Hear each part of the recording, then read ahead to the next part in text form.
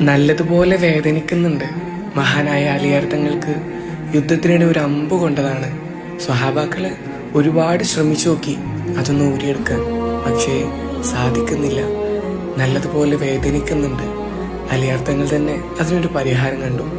ഞാൻ നിസ്കരിക്കാം, ആ സമയത്ത് നിങ്ങളത് ഊരിയെടുത്താൽ മതി. അദ്ദേഹം നിസ്കരിച്ചു, സലാം വീട്ടിയപ്പോൾ കൂടെയുള്ള സ്വഹാബാക്കളോട് ചോദിച്ചു, നിങ്ങളത് ഊരിയോ? സ്വഹാബാക്കൾ മറുപടി പറഞ്ഞു, അതെ, അത് ഊരിയെടുത്തിട്ടുണ്ട്. നിങ്ങളൊന്ന് ആലോചിച്ച് നോക്കി, നിസ്കാരത്തിൽ അത്രയും വലിയ വേദന ഉണ്ടായിട്ടും അലിയാർ തങ്ങൾ അത് അറിഞ്ഞിട്ടില്ല. നമ്മളോ ഒരു കൊതു കടിച്ചാൽ പോലും നമുക്ക് വേദനിക്കും. അതുവരെയില്ലാത്ത പല ചിന്തകളും വരുന്നത് നിസ്കാരത്തിലാണ്. ചുറ്റിലും നടക്കുന്നത് നമ്മൾ അറിയുന്നുണ്ട്, കാണുന്നുണ്ട്, കേൾക്കുന്നുണ്ട്. അപ്പോൾ നമ്മുടെ നിസ്കാരവും അവരുടെ നിസ്കാരവും തമ്മിലുള്ള മാറ്റം ഒന്ന് ആലോചിച്ച് നോക്കി. നിസ്കരിക്കുമ്പോഴെങ്കിലും പടച്ചോണ്ട് കൂടുതൽ അടുക്കാൻ ശ്രമിക്കണം. മൂപ്പര് മുമ്പിലാണ് നിൽക്കുന്നതെന്നോർത്ത് മനസ്സറിഞ്ഞ് നിസ്കരിക്കണം.